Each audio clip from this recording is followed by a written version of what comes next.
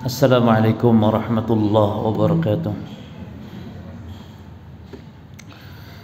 Alhamdulillah rabbil alamin, wassalatu wassalamu ala rasulillahil amin wa ala alihi wa ashabihi at-tayyibin at-tahirin, amma ba'd. Ikhwani wa akhwati rahimani wa rahimakumullah. Melanjutkan di sesi pertama dari Risalah Al-Qawaid Al-Aqdiyah fi bayan madhab ahli sunnah karya Syekh Walid bin Rashid As-Sa'idan hafizahullah. Kita masuk pembahasan terakhir itu di kaidah 61 ya, yaitu kaidah yang berbunyi tahrimul jannah fil adillah ala man ma'ahu aslul iman yuradu bihi mutlaqut tahrim la tahrimul mutlaq. Pengharaman surga yang terdapat dalam dalil-dalil terhadap orang yang memiliki pokok keimanan, maknanya yakni tauhid, maka yang dimaksud haramnya itu adalah haram sementara, mutlaqut tahrim, bukan at-tahrim al-mutlaq, bukan haram yang total, haram yang selamanya. Ini kalau menjumpai ada dalil-dalil yang menyatakan haram masuk surga bagi dosa yang bukan kesyirikan, maka yang dimaksud dengan haram masuk surga itu apa? Mutlaqu at-tahrim, haram sementara. Kenapa kaidah ini dibawakan? Dalam rangka membantah siapa? Dalam rangka membantah orang-orang Khawarij yang mereka memvonis kalau ada ayat, ada hadis yang mengatakan haram masuk surga bagi dosa walaupun bukan dosa kesyirikannya, apapun dosanya, kalau sudah haram masuk surga ya maknanya haram yang total, maknanya yakni at-tahrim al-mutlaq. Maka oleh mereka dikafirkan. Kalau ada orang Islam berbuat dosa, kafir di dunia, dan kalau masuk neraka, kalau mati di akhirat masuk neraka, kekal di dalam nerakanya. Maka kaidah ini membantah mereka ya. Contoh-contohnya kemarin sudah, apa diantaranya? Orang yang sombong tidak masuk surga. La yadkhulul jannah man kana fi qalbihi mithqalu dzarratin min kibir. Tidak akan masuk surga orang yang dalam hatinya ada seberat biji sawi dari sombong. Dan sombong ini maksud, sombong itu dua, sombong yakni terhadap kebenaran dan sombong kepada manusia. Kata Nabi, sombong itu yaitu batarul haq, yakni menolak kebenaran. Jadi orang-orang yang menolak kebenaran itu sombong. Disampaikan dalil ini, dalilnya ini, nolak, sombong. Walaupun gak niat sombong, sombong itu orang itu. Baru yang kedua, wa ghamtun nas, dan merendahkan manusia. Ya. Contoh yang lain apa kemarin? Fattat, tidak masuk surga. Fattat, fattat yakni yang suka ngadu domba atau namam. Al-maqsud biha mutlaqu at-tahrim, la tahrimul mutlaq. Tidak masuk surga fattat, yakni maksudnya sementara tidak masuk surga, tapi nanti masuk surga ya. Contoh yang lain lagi, qati'ur rahim, la yadkhulul jannah qati'ur rahim, tidak masuk surga yang memutus tali kekerabatan. Apa maksudnya? Apakah Anda masuk surga selamanya? Tidak, tapi sementara ya. Contoh yang lain, mengganggu tetangga, nggak masuk surga itu. La yadkhulul jannah man la ya'manu jaruhu bawa'iqahu. Dalam hadis Muslim ya, Imam Bukhari juga membawakan hadis ini dalam kitab Al-Adabul Mufrad. Bukan di kitab sahih, bukan. La yadkhulul jannah man la ya'manu jaruhu bawa'iqahu. Tidak masuk surga orang yang tetangganya tidak aman dari gangguannya. Yang suka ganggu tetangga, nyetel musik keras-keras, udah nyetel musik ganggu tetangga pula lagi, itu kan double dosanya kawan. dosa nyetel musiknya dan dosa ganggu tetangganya. Tidak masuk surga kata Nabi. La yadkhulul jannah. Berarti dosa besar atau dosa kecil? Dosa besar itu diancam dengan tidak masuk surga, itu dosa besar. Terus nih dosa kecil itu kayak apa ya? Dosa kecil itu kan dosa besar itu dosa yang ada ancaman khususnya. Tidak masuk surga, diancam neraka, diancam laknat, diancam murka Allah. Itu jemaah, diancam dengan Nabi Muhammad berlepas diri. Itu dosa besar. Berarti dosa kecil itu hanya larangan agama saja tanpa ada ancaman khusus. Apa contohnya jemaah? Contohnya ngelihat akhwat. Melihat akhwat itu dosa kecil. Tapi ini bendino ya jadi gede. Ya. Makanya kita diperintah untuk menundukkan pandangan. Kalau kelihatan tidak apa-apa. Kalau kelihatan nggak apa-apa. Makanya akhwat ini tolong kalau pakai cadar itu kan itu hikmahnya itu. Tapi kalau sesama akhwat, tolong akhwat perhatikan. Kalau sesama akhwat, ya jangan pakai cadar, buka cadarnya. Apalagi di tempat pengajian seperti ini. Takut ada penyusup masuk kan, laki-laki pakai cadar masuk di akhwat situ ternyata. Dan juga supaya kenal, saling mengenal, ya. Mungkin ada yang baru-baru ngaji. Tapi kadang memang sesama akhwat walaupun cadaran ngerti dia. Oh ini Nurah ini, oh ini Mbak Siti ini Mbak Mina ini. Ngerti memang. Cuman yang baru-baru ngaji nggak kenal. Ya. Maka sebaiknya kalau di majelis seperti ini cadarnya dibuka saja. Kecuali kalau memang ada hajat malu mungkin apa mungkin atau lagi nyamar akhwatnya ya. Nah, ada akhwat juga lagi nyamar ini nggak mau takut nggak mau ketahuan ngaji gitu. Ya. Tapi sebaiknya dibuka. Nah, contoh yang lain apa? Anda masuk surga siapa? Kata Nabi, wanita yang berpakaian tapi telanjang dan juga pemimpin penguasa yang zalim. Kata Nabi, sinfan min ahlin nar lam arahuma. Ada dua golongan manusia dari ahli neraka. Disebutkan dalam hadisnya ini la yadkhulnal jannah, tidak masuk surga. Tuh. Ini jadi kalau ada dalil-dalil tidak masuk surga, diharamkan surga, kalau dosa dibawa kesyirikan maka tidak masuk surganya apa ikhwan? Mutlaqu tahrim, sementara saja. Yaitu kata Nabi, wa nisaun kasiyatun ariyat, wanita yang berpakaian tapi telanjang, yakni yang mengumbar aurat. Siapa contohnya lagi? Istri yang minta cerai kepada suami tanpa ada alasan yang syar'i. Alasan syar'i ya.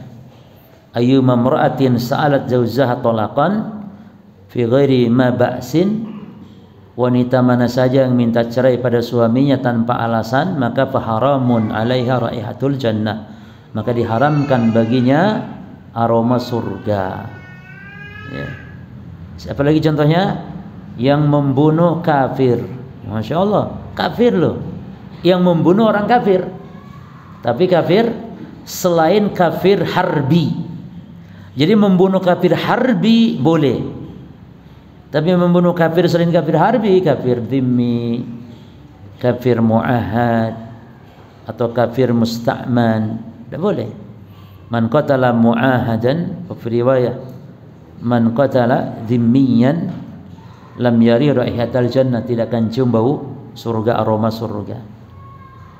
Ya. Banyak para ikhwan contoh-contoh. Seperti lagi contoh yang lain siapa? Yang diharamkan surga, tidak masuk surga. Laki-laki atau orang yang menyemir rambut atau bulu ya, dengan warna hitam. Itu termasuk. Yakunu qaumun fi akhir zaman yakhdibuna bihadas sawad. Di akhir zaman nanti ada orang-orang yang menyemir rambut dan yang semisalnya, termasuk mungkin nyemir jenggot ya, dan yang semisalnya. Mereka menyemir dengan warna hitam. la yarihun raihatal jannah, tidak akan cium aroma surga. Apakah tidak masuk surga ini selamanya? Al-jawab tidak. Karena dosa-dosa semua ini di bawah dosa kesyirikan, namun syaratnya tadi apa? Meninggal membawa tauhid, tidak berbuat syirik. Ada hadis lagi, la yadkhulul jannah, tidak akan masuk surga siapa? Waladu zinyah. Walad zinyah dalam lafaz waladu zina. Tidak akan masuk surga anak zina. Apa maksudnya kawan? Anak zina, jadi anak hasil dari zina. Itu maksudnya anak zina. Apa maksud tidak masuk surga? Ya tidak masuk surga.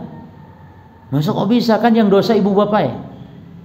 Bertentangan dengan ayat wala taziru waziratun wizra ukhra, surah Al-An'am. Yani seseorang tidak bisa menanggung dosa orang lain. Lah yang dosa ibu bapak nih kok anaknya juga tidak masuk surga. Maka ulama memahami hadisnya bukan secara zahir kalau begini, karena ada qarina, itu ada makna lain. Apa di antara makna lainnya para ikhwan? Tolong antum catat hadis ini, penting ini. Apa maksud hadis anak zina enggak masuk surga? Yani idza amila bimithli amali abawayhi. Apabila anak ini mengamalkan seperti berbuat seperti perbuatan orang tuanya, sama halnya mayit yu'adzab bi sababi buka ahlihi. Al mayit yu'adzab bi bukai ahlihi. Mayit disiksa dengan sebab tangisan keluarganya. Loh kok bisa? Mayit disiksa, ini hadis sahih. Mayit disiksa dengan sebab tangisan, yakni dengan sebab ratapan keluarganya. Tangisan bukan tangis biasa, ratap maksudnya. Apa maksud dari hadis ini kawan? Apakah semata-mata yakni diratapi mayit juga kena siksa? Al-jawab tidak, secara langsung dah. Tapi ada sebabnya. Apa sebabnya? Karena mayit tidak mengajari keluarganya, lalai dalam mewasiati keluarganya. Maka antum kalau tahu keluarga masih suka bid'ah, tidak masalah ya kawan kalau antum berwasiat. Saya wasiat ya, kalau mati tolong saya jangan ditahlilkan, kalau mati saya jangan, kuburan saya jangan ditembok. Itu wasiat saya. Kalau keluarga masih apa? Karena banyak ada ikhwan yang masya Allah sudah ngaji, keluarganya ya belum dapat hidayah. Akhirnya apa? Ketika meninggal ya, itu keluarganya rebutan itu. Yang satu harus tahlil, yang satu enggak, kan gitu. Kasihan. Maka kalau ada wasiat ditulis, sampaikan wasiatnya, mereka takut. Kalau ada wasiat, oh iya ada wasiatnya nih, enggak boleh melaksanakan. Tapi ada juga yang ngeyel, masih wasiat tapi ora apa-apa, ini wasiatnya salah aja ini. Wasiatnya sing salah. Baik. Dalam lafaz yang lain disebutkan arba'atun la yalijunal jannah. Ada 4 golongan orang yang tidak akan masuk surga. Aqun biwalidayhi, yang durhaka kepada orang tua. Mudminun khamrin. Apa mudmin itu? Apa yang terus-terusan itu ya? Mabuk terus-terusan apa? Pecandu khamar. Wa mannan tukang adu domba, wa waladuz zina, dan anak zina. Hadis ini hasan bisyawahidi. Baik, masuk kaidah berikutnya. Selesai. Itu banyak contohnya tadi ya. Baik. Al-qaidatu lati ba'daha, al-qaidatu as-saniyatu wa sittun, kaidah ke-62. Ali tolong di-share, udah di-share tadi PDF-nya sudah ya. Antum share PDF. Nah. La yahlifu illa billah au bi sifatin min sifatihi. Tidak boleh bersumpah kecuali dengan nama Allah atau dengan sifat di antara sifat Allah. Dasar atas kaidah ini adalah banyak hadis-hadis para ikhwan. Yaitu Nabi mengatakan man halafa bi ghairillahi faqad kafar au asyrak. Barang siapa yang bersumpah dengan nama selain Allah, maka dia telah kufur atau dia telah syirik. Dalam hadis yang lain kata Nabi, la tahlifu bi abaikum, jangan kalian sumpah dengan menyebut bapak-bapak kalian, wala bit tawagit, atau dengan taugut-taugut, yakni sembahan-sembahan selain Allah. Man kana halifan falyahlif billah aw liyasmut, siapa yang sumpah, sumpahlah dengan menyebut Allah, kalau enggak diamlah, kata Nabi.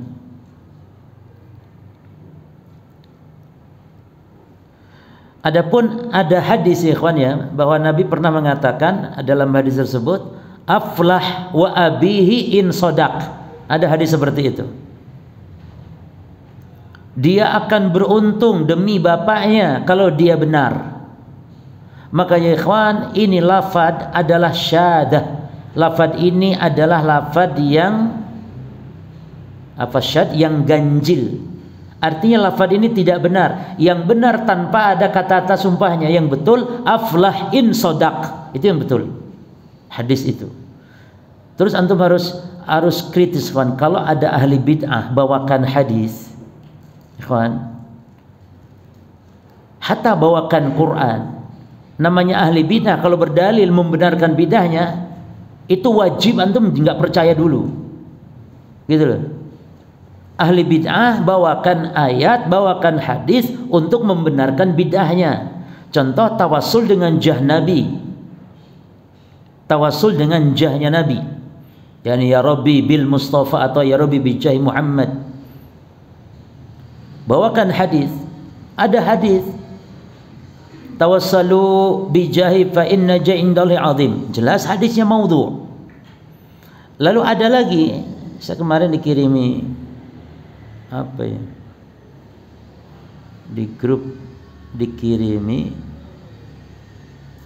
ada yang bantah tentang yakni bolehnya bertawassul kepada jah Nabi, lalu dia bawakan hadis riwayat Tabrani, memang ada hadisnya, namun ternyata hadisnya adalah hadis yang dhaif, yang tidak boleh diamalkan.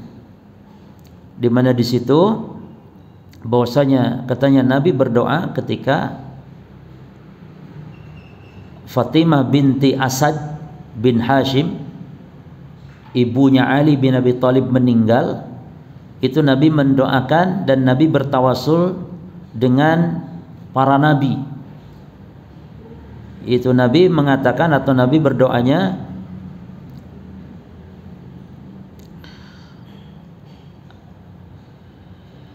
Allahumma bijahi nabiyyika wa bijahi al-anbiya min qabli.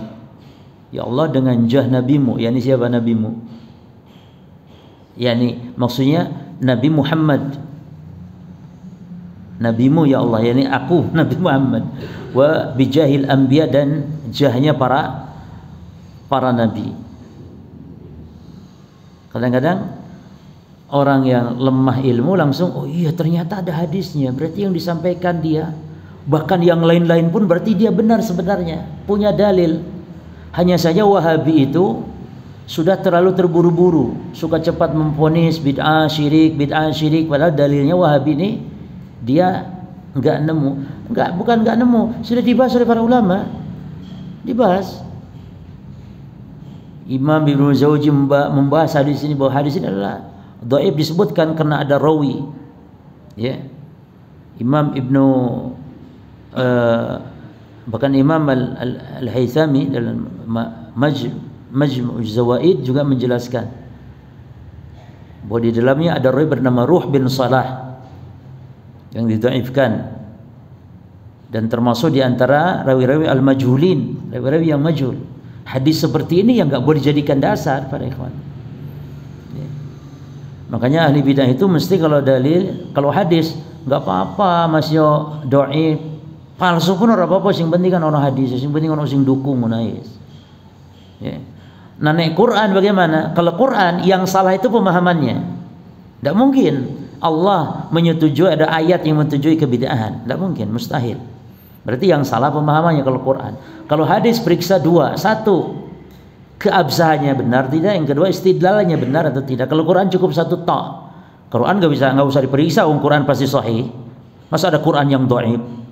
Tidak ada. Kalau Quran satu tok periksa apa? Istidlalnya benar atau tidak. Istidlalnya. Apa banyak yang berdalil dengan Quran untuk mendukung kebid'ahan? Banyak. Banyak. Contoh berkaitan tentang meminta kepada Nabi Muhammad setelah Nabi wafat, itu dalilnya di Quran bahwa Al-Quran itu memang teksnya memerintahkan untuk datang ke Nabi, minta untuk diistighfarkan oleh Nabi kepada Allah. Tapi maksudnya kapan itu? Ketika Nabi masih datang ke Nabi, datanglah kepada Nabi, minta diistighfarkan kepada Allah. Itu kata Quran, demikian sahih, tapi Nabi masih hidup. Lah kalau Nabi telah wafat, minta diistighfarkan kepada Nabi, datang ke kubur Nabi. Iya, kata mereka, iya, kata orang sufi, betul, seperti itu maknanya. Karena Nabi itu di kuburannya hidup. Nabi di kuburannya hidup. Jadi Nabi itu hidup matinya podo ya, sama, minta kepada Nabi tidak apa-apa. Apalagi ada orang sesat yang mengatakan bahwa Muhammad adalah nama Allah. Jadi kalau minta kepada Muhammad sama minta kepada Allah, bukan syirik. Bukan syirik. Ngomong akhirnya itu ini jelas sekali. Bukan syirik katanya. Kalau minta kepada Nabi, karena Nabi Muhammad itu adalah nama Allah. Jelas jemaah. Itu akhir zaman. Banyak sekali fitnah yang kita harus membentengi dengan ilmu. Maka pentingnya antum sabar menghadiri majelis-majelis ilmu. Sabar, membentengi diri. Karena zaman fitnah harus dengan tafaqquh fiddin. Al-ismatu minal fitnah. Tafaqquh fiddin ismatun minal fitnah. Memahami agama adalah benteng dari terjatuh kepada fitnah. Baik. Berkaitan dengan sumpah ada beberapa bahasan ya. Yang pertama, makna sumpah. Apa itu al-halif? Sumpah itu para ikhwan maknanya adalah ta'kidul kalam bidzikri mu'azzam. Menguatkan ucapan dengan menyebutkan yang diagungkan. Ya. Wa yakun ghaliban, dan kebanyakannya dengan ucapan mengucapkan huruf ba atau wawu atau ta. Jadi huruf sumpah itu 3, ba, wawu dan ta. Seperti kalau ba billah, kalau ta tallah, kalau wa wallah. Ya. Kalau kita pakai bahasa demi, kalau bahasa Indonesia itu sah karena maknanya juga maknanya sumpah, intinya kan sumpah. Demi apa gitu kan? Demi bisul sekampung. Nah, itu juga sumpah. Boleh nggak sumpah dengan demi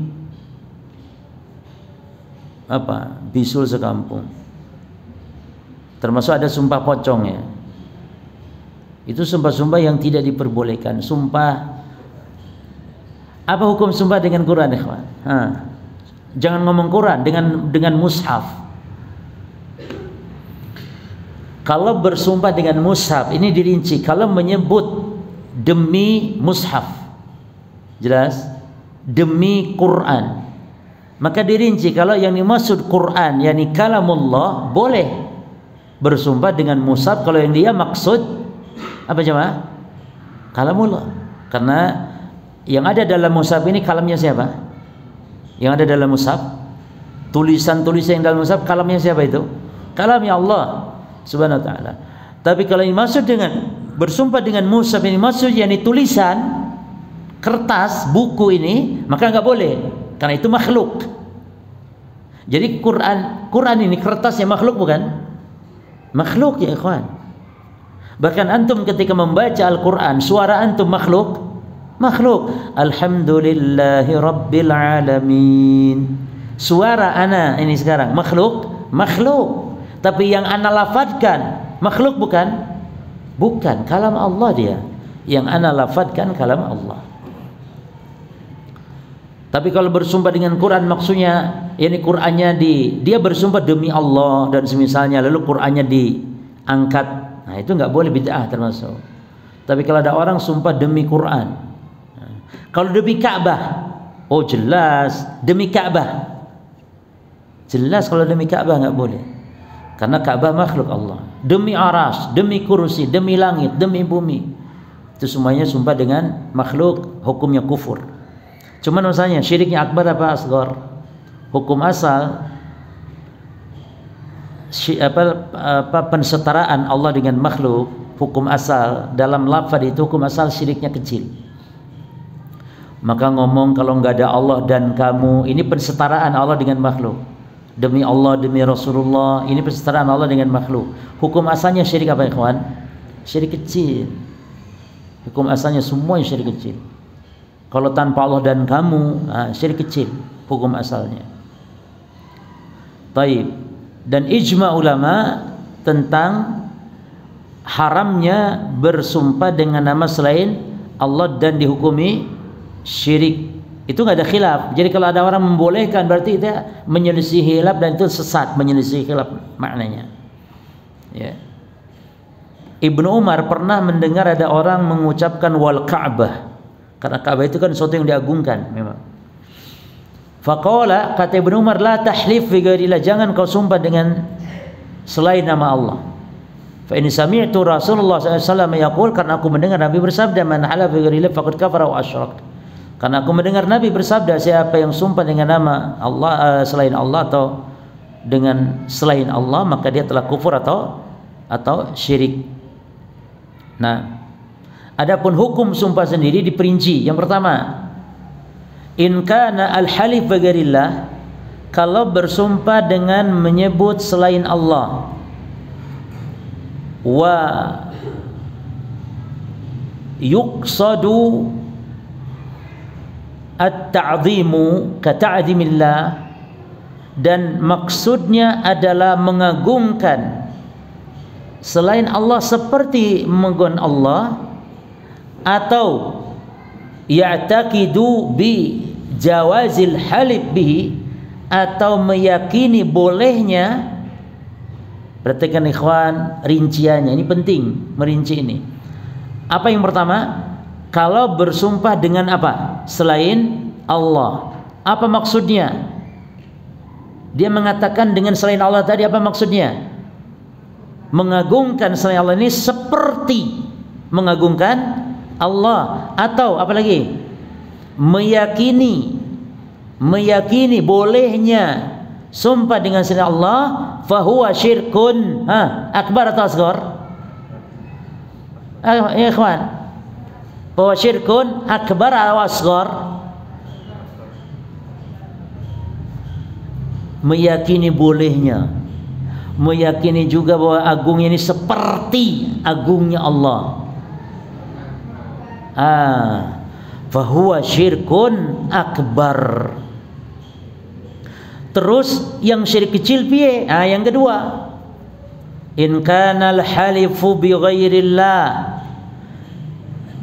Yang kedua ya, kalau sumpahnya untuk selain Allah atau dengan menyebut selain Allah, walam yuqsadu at-ta'zim, namun tidak bermaksud mengagungkan selain Allah seperti mengagungkan Allah, yakni dia ngomong demi Rasulullah misalnya, dia meyakini Allah itu lebih agung, jadi tidak bermaksud mengagungkan Rasul seperti mengagungkan Allah, tidak, dia hanya ngomong karena Rasul itu agung, itu saja. Jelas maksudnya? Maka ini barulah syirik asghar, bahwa syirkun asghar. Jelas? Di situ bedanya. Berarti hukum asalnya sumpah memang syirik kecil, namun bisa berubah menjadi syirik akbar kalau apa tadi? Keyakinannya mengagungkan seperti mengagungkan Allah, meyakini halalnya, ya jelaslah kufur. Meyakini halal sesuatu yang syirik kok. Baik. Yang ketiga, in kanal halif billah. Yang ketiga nih, kalau sumpahnya itu menyebut Allah atau nama Allah, wa kana kadziban, tapi dalam urusan dusta. Dia mencuri tapi dia tidak ngaku, lalu sumpah demi Allah ana enggak mencuri misalnya, atau demi Allah dia tidak mencuri misalnya. Sumpahnya dengan menyebut nama siapa nih? Allah, tapi urusan dalam perkara dusta. Apa hukumnya? Fahuwa muharramun, maka hukumnya tentu haram, tapi enggak sampai syirik. Dia sumpah demi Allah kok, hanya dia dalam urusan dusta. Baik, yang keempat, In kana al-halifu billah, masih.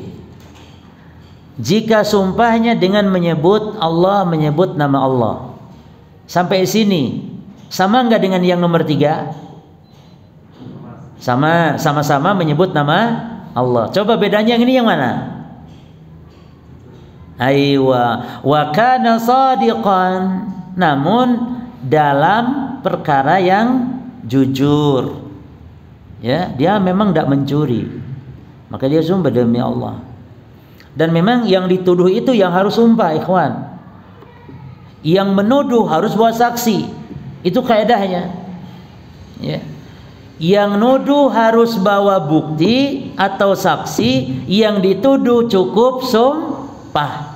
Yang dituduh cukup sumpah.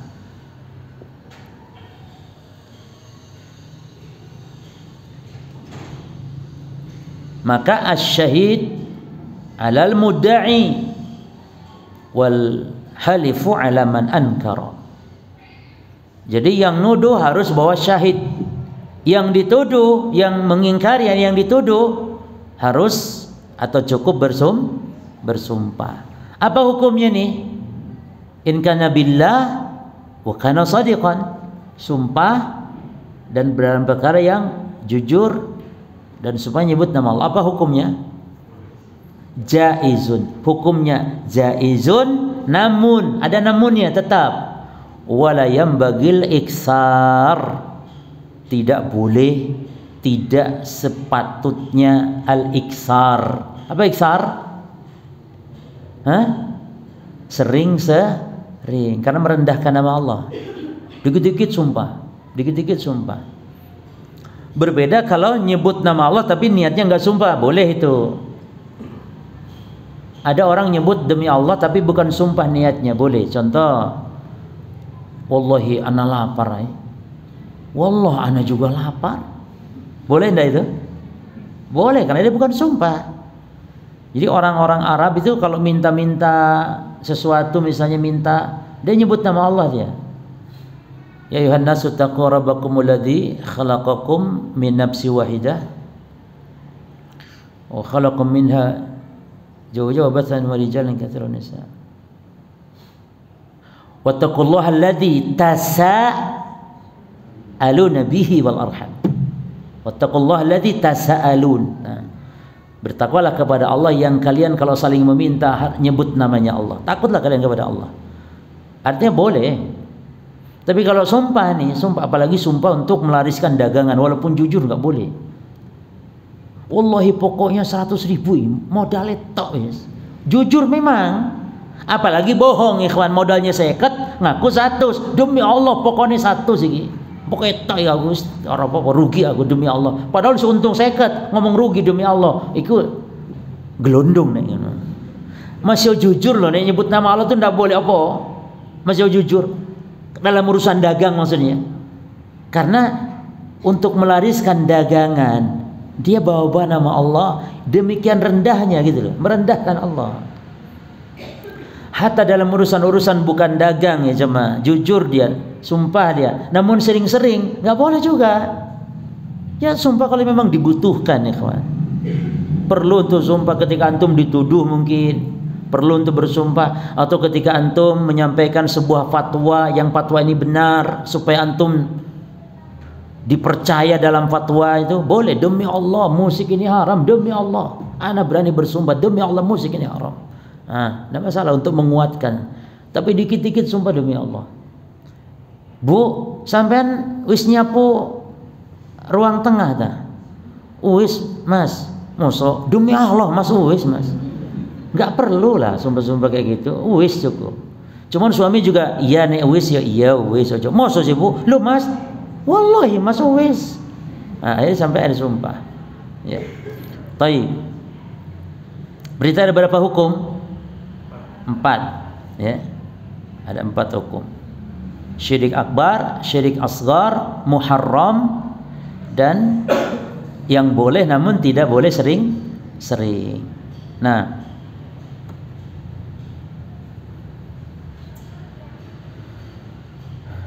tapi kaidah berikutnya, ini masih cabang dari kaidah sebelumnya. La yazuzul halifu bil makhluqi wa in alat manzilatu. Ini cabang dari kaidah sebelumnya. Tidak boleh bersumpah dengan makhluk walaupun tinggi kedudukan makhluk tersebut, seperti dengan nama Nabi, dengan nama Jibril, Mikail, Israfil. Itu kan 3 malaikat yang paling agung para ikhwan. 3 itu ya, Jibril, Mikail, Israfil. Itu 3 malaikat ini yang tugasnya ngatur kehidupan. Jibril kehidupan hati, Mikail kehidupan bumi, Israfil kehidupan manusia ba'dal maut. Jadi 3 ini al-malaika al-muwakkal bi umuril hayah. 3 malaikat yang ditugaskan untuk ngurus kehidupan. Ya. Jibril kehidupan hati. Apa yang menghidupkan hati? Kawan, wahyu, hidayah, iman, hidayah Islam. Maka orang kafir hatinya mati. Orang kafir hatinya mati. Ada enggak orang Islam yang hatinya mati? Orang Islam tidak ada. Hanya saja orang Islam hatinya ada yang sakit. Kan hati itu terbagi 3 saja. Hati qalbun salim yang sehat, ada qalbun mayyit, ini hati yang mati, ini hatinya orang kafir. Ada qalbun yang baina hidup baina mati, antara hidup dan mati. Siapa? Qalbun muslim yang suka berbuat dosa maksiat, ya. Pokok keimanan dia yang menghidupkan hatinya, tapi maksiat-maksiat yang membuat hatinya sakit, ya, harus diobati. Dan kita ini kalau badan sakit langsung, ikhwan, badan sakit langsung ke rumah sakit, langsung beli obat ini itu.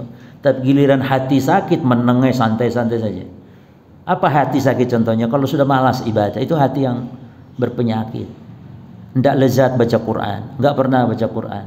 Itu hati sudah mulai sakit namanya. Harus segera diterapis. Ya. Baik, kaidah berikutnya. La tanfa'u kalimatu tauhid ma'aluku fima yunaqiduhu. Yunaqiduha. Apa di antum harokatnya apa? Hu. Hah? Hala.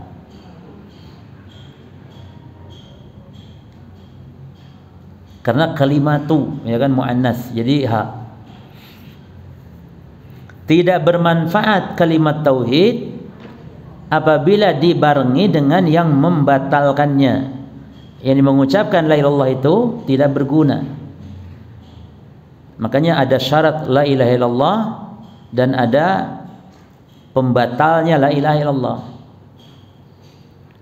Dan ini pembahasannya apa para jemaah? Pembahasan tentang pembatal-pembatal keislaman. Seperti apa yang membatalkan la ilaha illallah? Kesyirikan. Tidak bermanfaat walaupun mengucap la ilaha illallah tapi berbuat syirik. Maksudnya syirik yang besar ya, atau kekufuran yang besar. Baik, kaidah berikutnya. Asyirkul akbar muhbitun li jami'il a'mal. Perhatikan syaratnya, in mata musiran alaihi. Jadi syirik akbar itu membatalkan seluruh amalan, namun syaratnya kalau mati di atas kesyirikan yang besar tersebut. Berarti kalau masih hidup belum mati, itu syirik belum membatalkan amal tuh. Orang yang murtad ya kawan, murtad dia, keluar dari Islam, murtad, amalannya otomatis batal tidak? Al-jawab belum, masih digantung dia. Maka kalau dia taubat balik lagi masuk Islam, itu amal utuh. Inilah pendapat Imam Syafi'i dan Imam Ahmad bin Hanbal. Adapun kalau menurut madhab Hanafi dan madhab Maliki, berarti memang ini ada khilaf ya. Dan ini kaidah adalah kaidah yang dipegang oleh madhab Syafi'i dan madhab Hanbali. Tapi kalau menurut madhab Maliki, menurut madhab Hanafi, para ikhwan, semata-mata berbuat syirik akbar, semata-mata murtad saja walaupun belum mati ya orangnya, maka otomatis langsung batal. Dasarnya antum catat, dasar yani yang berpendapat semata-mata murtad, semata-mata syirik akbar itu langsung batal. Satu, dasarnya surah Al-Maidah ayat 5. Wa man yakfur bil iman faqad habita amaluhu. Ini dalilnya berarti dalil umum, ikhwan. Siapa yang kufur setelah iman maka batal amalan. Tuh, enggak ada syarat mati, enggak ada. Kata madhab Hanafi dan Maliki. Yang kedua, Al-An'am ayat 88. Walau asyraku lahabita anhum ma kanu ya'malun. Kalau mereka berbuat syirik, niscaya batal amalan apa yang telah mereka lakukan. Tuh, di sini mana syarat mati, enggak ada. Maka semata-mata syirik, semata-mata murtad, batal sudah langsung. Yang ketiga, Al-A'raf 147. Walladzina kadzdzabu biayatina wa liqa'il akhirah habitat a'maluhum. Orang yang mendustakan ayat kami, mendustakan pertemuan akhirat, yakni hari akhir, maka batal amalan mereka. Mana syarat mati? Enggak ada. Maka langsung batal. Terakhir, Allah mengancam Nabi Muhammad di dalam surah Az-Zumar ayat 65. La in asyrakta la yahbatanna 'amaluk. Hadhil ayat ikhwan tadullu ala madza? Ayat-ayat yang 4 ini menunjukkan kepada apa? Anna bimujaradil kufri wasyirki wariddah habitat amaluhum. Bahwa semata-mata syirik, murtad, kufur batal langsung. Namun ini pendapat lemah. Yang benar adalah yang mengatakan sebagaimana dalam mazhab Syafi'i dan mazhab Hambali bahwa batalnya amal tadi dikaitkan, diikatkan dengan kalau mati. Berarti ini belum mati belum. Sehingga kalau taubat balik lagi amalannya utuh. Nek menurut madhab Maliki, madhab Hanafi, orang kalau sudah murtad lalu amalannya gugur, nek taubat masuk Islam lagi, amalannya berarti nol ikhwan. Taib, mana dasarnya Imam Syafi'i dan apa jawaban Imam Syafi'i terhadap ayat-ayat ini? Jawabannya adalah para ikhwan, surah Al-Baqarah ayat 217. Di surah Al-Baqarah ayat 217 ini ayat sebagai syarat, sebagai pengikat bahwa batalnya amalan dengan sebab kekufuran adalah kalau syaratnya mati. Allah mengatakan wa man yartadid minkum an dinihi fayamut, tuh, fayamut wa huwa kafir. Siapa yang murtad di antara kalian dari agamanya lalu dia mati dan dia kafir, faulaika habitat amaluhum fid dunya wal akhirah. Maka mereka lah orang-orang yang batal amalannya di dunia dan di akhirat. Jadi madhab yang mengatakan ini, yaitu madhab Syafi'i dan madhab Maliki, berdalil dengan bahwa ayat-ayat yang tadi sifatnya umum, sifatnya mutlak, sementara surah Al-Baqarah sebagai apa? Sebagai muqayyadnya. Dan dalam kaidah dalam beristidlal bahwa al-mutlaq yubna 'alal muqayyad. Kalau dalil-dalil yang mutlak harus dibangun di atas dalil yang muqayyad, harus diarahkan kepada dalil yang muqayyad. Maka inilah pendapat yang kuat sebenarnya dalam kaidah kita.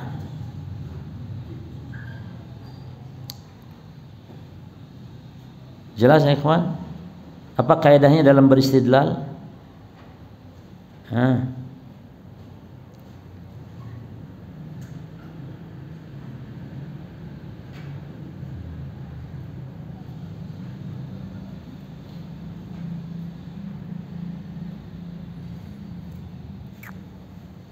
Bahwa al-mutlaq, dalil yang mutlak itu yubna 'alal muqayyad, dibangunkan kepada yang muqayyad. Baik, kaidah berikutnya. Al-qaidah allati ba'daha. Kullu, nah ini kaidah juga membantah kaum khawarij, kaum takfiri. Ya. Insyaallah kapan-kapan kita bahas khusus ikhwan kaidah-kaidah takfir ya, insyaallah. Karena Anda lihat di Malang ini ada beberapa ikhwan yang terpapar pemahaman takfiri. Di antara cirinya kalau ngelono antum Murji'ah, antum dilono Murji'ah itu sudah dia takfiri.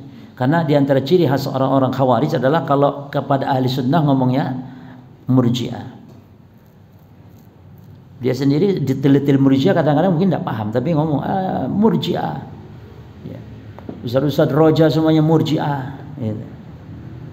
Nah, antum yang juga ngaji, di antara yang ditahdir adalah di antaranya Ustaz Ainuriza di antaranya. Mungkin dengan anak nggak kenal, jadi akhirnya anak alhamdulillah lolos selamat. Ustaz Ainuriza katanya Murji'ah, sarang Murji'ah katanya gitu. Di Malang itu. Nanti kita bahas insyaallah kawaid takfir. Kaidah-kaidah takfir. Di antara syubhat orang Khawarij apa ikhwan? Dia itu memutlakkan kufur. Kalau mengkafirkan itu dibedakan antara fa'il dengan al-fi'il, pelaku dengan perbuatan, disamaratakan. Padahal beda hukum terhadap pelaku, beda hukum pula terhadap perbuatan. Perbuatan kufur, tapi pelakunya belum tentu karena ada syarat, ada mawani' di situ. Ini sudah kita bahas. Contoh di sini sekarang, kullu naqidin, kaidah yang ke-66. Kullu naqidin mabniyin 'ala tafsil. Setiap pembatal Islam. Makanya kata para ulama ya, kitab Nawaqidul Islam karya Syekhul Islam Muhammad bin Abdul Wahhab itu tidak boleh dibaca oleh penuntut ilmu tanpa adanya syarah dari penjelasan para ulama. Karena di situ sifatnya masih mutlak, masih global. Syekhul Islam mengatakan hukumnya apa? Kufur, kufur, kufur. Syirik, syirik, syirik, batal, batal, batal Islamnya kan gitu. Yang 10 pembatal itu. Kita kalau tidak membaca syarah penjelasan ulama, yakni ada perincian-perincian, rusak. Rusak. Akan jatuh kepada pemahaman takfir bisa. Makanya orang-orang takfiri rujukannya ya kitab Nawaqidul Islam. Kita pun Nawaqidul Islam juga. Kita baca namun dengan penjelasan syarah penjelasan para ulama. Maka di sini juga perhatikan kullu naqidin mabniyin 'ala tafsil. Setiap pembatal keislaman maksudnya. Pembatal di sini maksudnya pembatal keislaman, pembatal tauhid. Yang mabniyin, yang dibangun 'ala tafsil, yakni yang butuh kepada tafsil perincian, maka fala yajuz. Maka tidak boleh itlaqut takfiri bihi, tidak boleh menghukumi. Kok kadir sini? Allah musta'an. Apa itu yang betul? Kafir. Taifo ini kadang nulis sambil ngantuk-ngantuk cuma. Memang harus punya tim apa namanya kawan? Tim koreksi yang dari Taifo. Biasanya ibu-ibu tuh yang suka agak teliti itu. Kita juga punya admin ya perempuan, masya Allah teliti itu. Ibu-ibu, maka antum jangan terlalu abaikan masalah istri antum ikhwan itu. Ajak musyawarah, kadang-kadang mereka teliti, punya ide-ide yang bagus. Maka Nabi ketika musyawarah di waktu Nabi SAW memerintahkan tahallul, sahabat nggak mau. Nabi marah-marah masuk ke dalam tendanya. Ada Ummu Salamah, ya Rasulullah, kok marah-marah? Iku loh, orang-orang tak suruh tahallul, cukur rambut gak gelem. Ya Rasul gampang, wis tak sampean keluar iku gunting, sampean cukur dewe coba langsung. Ternyata betul. Waduh, ide Ummu Salamah ini, ide istri itu luar biasa. Ya. Taib. Jadi menghukumi, tidak boleh menghukumi kafir secara mutlak. Ya. Contoh misalnya, man hakama bi ghairillahi faqad kafar misalnya. Barang siapa yang berhukum dengan hukum selain Allah maka dia kafir. Ini pembatal ini dibangun di atas perincian karena ulama merinci. Apakah setiap orang yang tidak menggunakan hukum Islam kafir? Oh, banyak berarti yang kafir ya kawan. Bahkan dia sendiri yang menghukumi kafir kepada pemerintah, dia sendiri telah kafir. Apa buktinya? Buktinya ada istri yang tidak berjilbab. Buktinya kita tanya, ya akhi, antum kafirkan pemerintah yang tidak berhukum dengan Allah, yang tidak menegakkan syariat Islam. Taib. Antum punya anak umur 10 tahun? Punya. Tidurnya masih satu ranjang? Iya. Ente kafir ya akhi. Karena anak dipisah tidur 10 tahun jangan satu ranjang, ini adalah apa? Syariat Allah, dan antum tidak laksanakan, ente kafir juga berarti. Banyak ikhwan syubhat-syubhat takfir ini. Dan mereka aneh bin ajaibnya hanya mengkafirkan pemerintah saja. Adapun yang tidak menjalankan syariat itu banyak sekali. Bahkan dia mungkin lambat sholat, tidak ke masjid sholatnya, itu juga kafir. Karena tidak mendengarkan syariat bahwa laki-laki sholatnya di mana dalam syariat Islam? Di masjid. Ya. Dan itu memang benar kawan. Itu memang mereka betul-betul langsung mentayin loh. Presiden kita kafir. Langsung mentayin begitu mereka. Ya. Dan konon biasanya setelah membahas kitab Al-Furuq, selalu mereka banggakan tuh kitab itu, dihadiahkan kepada. Padahal yang salah itu bukan kitabnya, yang salah itu ya pemahamannya. Berapa banyak orang jangankan kitab, yang itu adalah penjelasan kalam hanya seorang syekh, seorang ulama, hatta kalamullah sendiri banyak yang orang salah paham. Apa yang salah Qur'annya? Kalau ada orang ngebom gara-gara baca Quran, apa salah Quran? Abdurrahman bin Mulzam membunuh Ali, membunuh Ali loh, dasarnya Quran. Berarti Quran konsepnya batil ya nih. Pemahaman yang batil. Maka kata Ali, kalimatu haqqin urida bihal batil. Kalimat yang kau baca adalah hak Al-Quran, betul. Tapi pemahamanmu yang batil terhadap Al-Quran. Ya. Taib.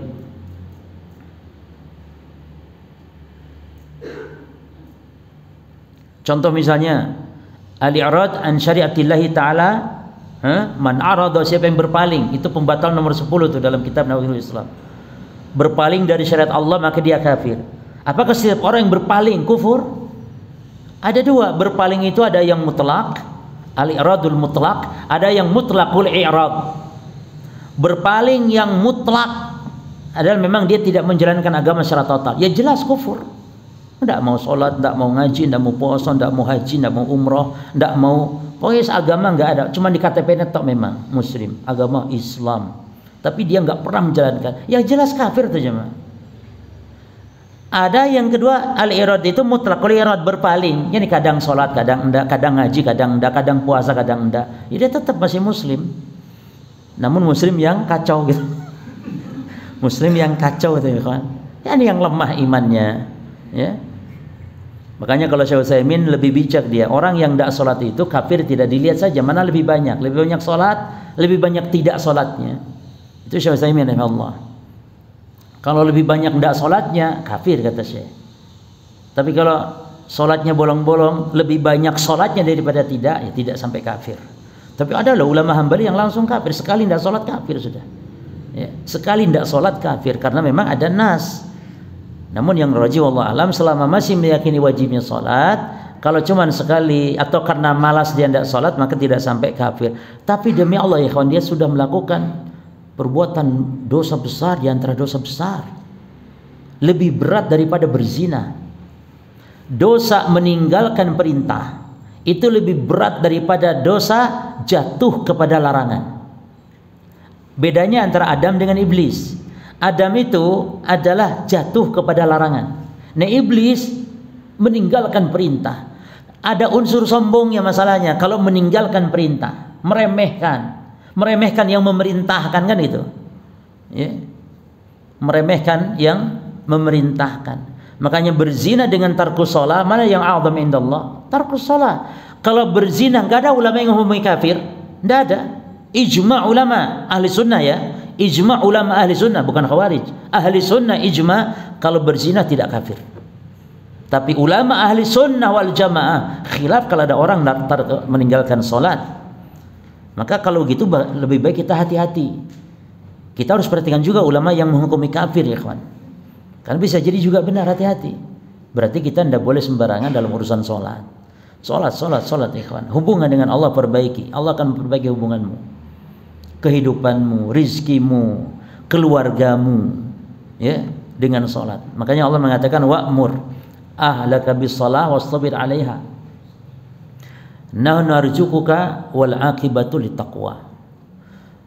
Kata Allah, perintahkan keluargamu sholat dan bersabarlah, ya, dan kami yang memberi rezeki kepada kalian. Dan perhatikan ayat itu dengan wal 'aqibatu littaqwa, dan kehidupan yang baik akan diraih hanya oleh orang yang bertakwa. Kenapa Allah kaitkan di sini ada takwa, ada sholat? Karena memang dua ini yang dapat melancarkan rezeki. Sholat itu melancarkan rezeki ya kawan. Antum lihat ada orang awam ya, masya Allah awam dia, tapi dia selalu menjaga sholat 5 waktunya, dan ternyata diantara rizkinya memang dimudahkan oleh Allah.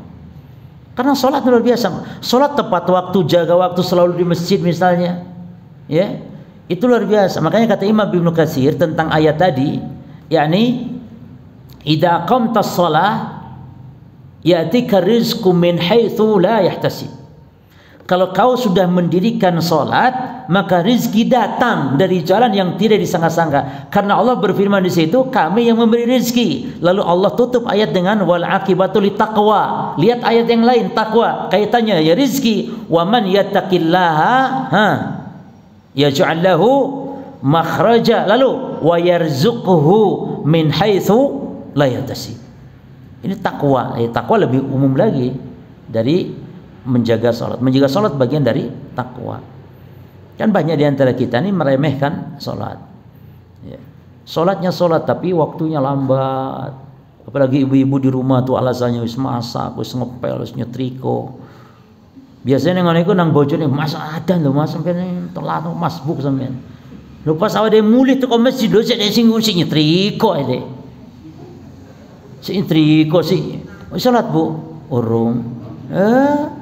Bojone ngono dikoprak-koprak nang masjid dhewe urung salat. Itu Sundane, Jawane wong Sunda wis koyo ngono kasar.